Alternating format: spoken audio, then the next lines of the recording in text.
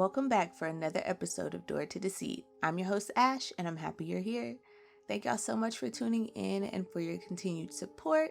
I hope you have enjoyed your week, but let's get into it.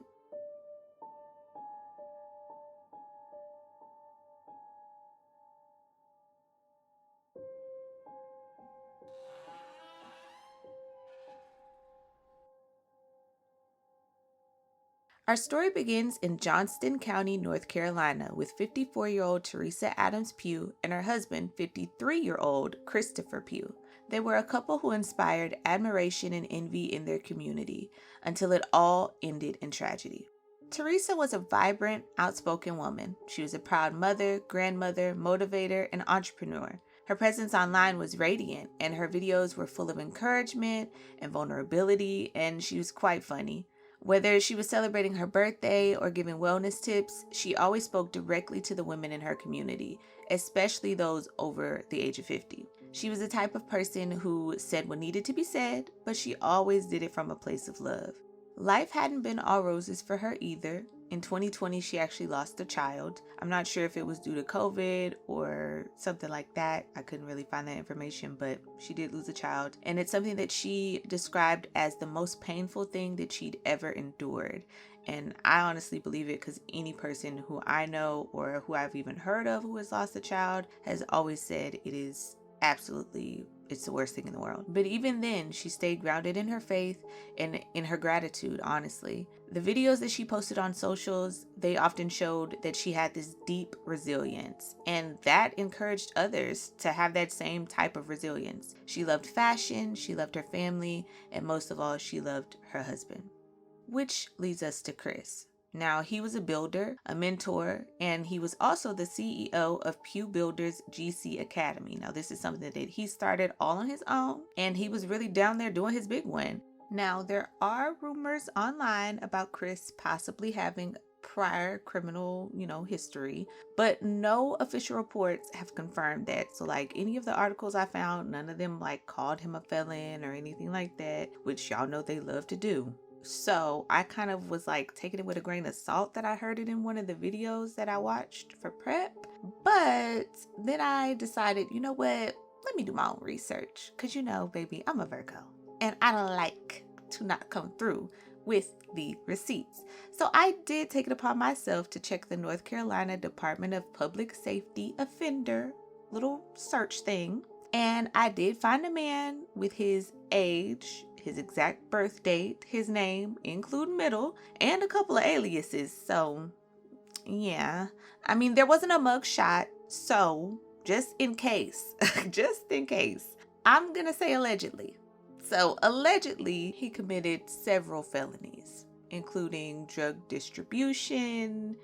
There was some forgery. There was some probation violation type stuff, shit like that, But it dated all the way back to the 90s. It's not like he was just, being a ruffian his whole life. And I will say it seems like he settled down after a while because he hadn't been convicted of anything since 2007. And that was another drug charge. So, I mean, realistically, can we just say off of that he's a bad man? I don't like to judge people off of their past too much, but sometimes, I feel like I would be looking at it a little differently if he had done violent crime, but he didn't. I'm not going to fault someone for being a drug dealer. I'm sorry. I know people are obviously, ooh, look down our nose at the drug dealing girlies, but the people are coming to them. That's all I'm going to say. Anyways, moving on. Whatever way you want to look at it, he had a story of redemption. He had a past with mistakes, but he had turned a lot of that around and became a success story in his own right. He built homes, held seminars, and launched an initiative called Lost Souls to help people who used to be in jail rebuild their lives. And honestly, that's inspiring to me. I love a good redemption arc, and he genuinely had one. To take what probably caused him a ton of pain and trauma and use those same experiences in order to help others, that's really amazing. It's something that a lot of people can't do. They take their pain and they wallow in it, they sit in it, and he took it and turned it into something amazing that could help other people. I mean, seeing that kind of dedication, consideration, and empathy in a man, baby, I'm yeah, okay, I can see what Teresa saw in him. I definitely can. For once, I can kind of see what the victim saw in her killer, because for the most part, anytime I do these, I'm just like, girl, why the fuck were you with this demon? Like, wasn't nothing good about him, mamas. What was the tea? Like, what was drawing you to this man?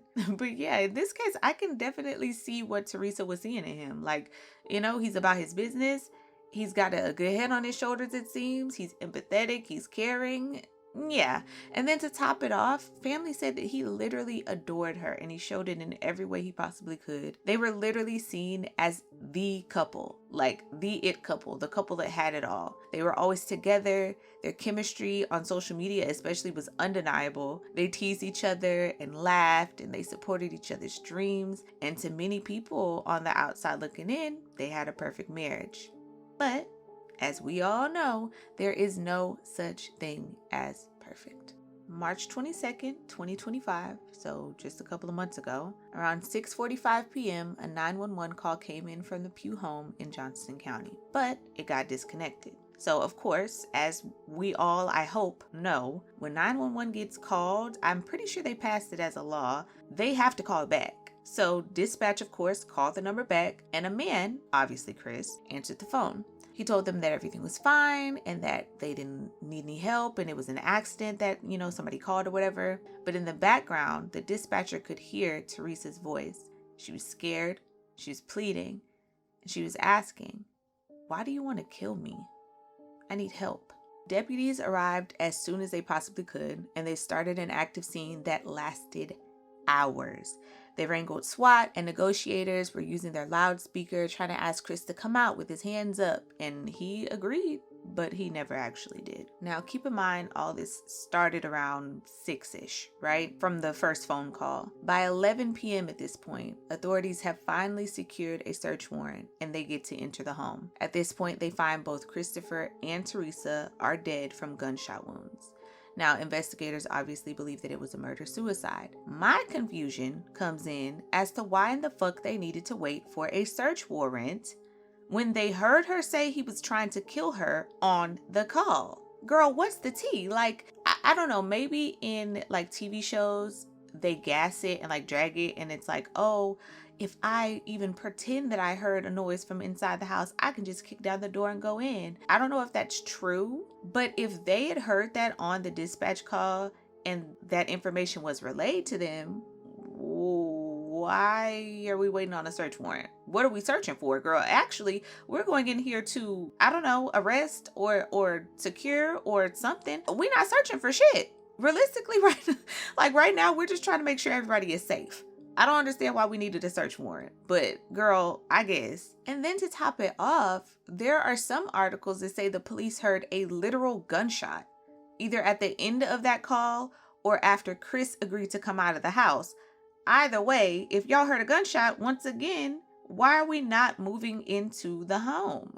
I couldn't really find any reports of where they were shot or how they were shot, but I'm gonna assume it was just a one shot type deal, because otherwise, if they had heard a barrage of shots, they would have gone in the house, I guess.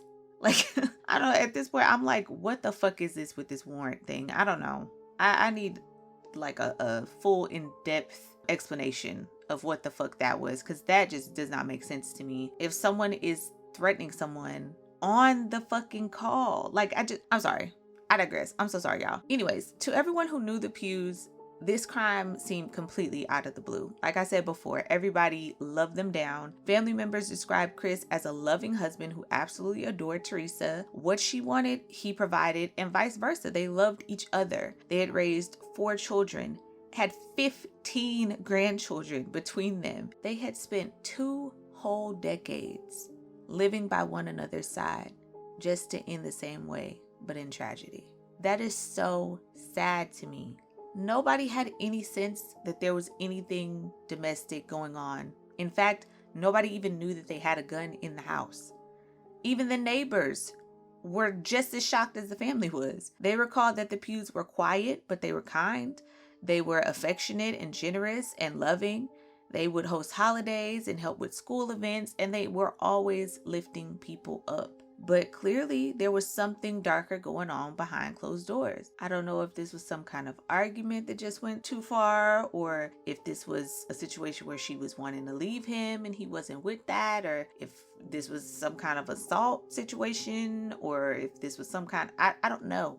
Family and friends also don't know. We're all still searching for answers that may never honestly come unless someone finds something he wrote or something he said or something like that. Both people who were there present cannot answer us anymore. And we're always, always, always ending up with the same question at the end of everything.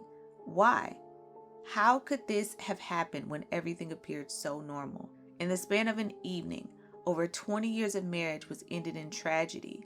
Why? Like, what do you do when someone that you trust, someone you love, they become your greatest enemy and your greatest danger?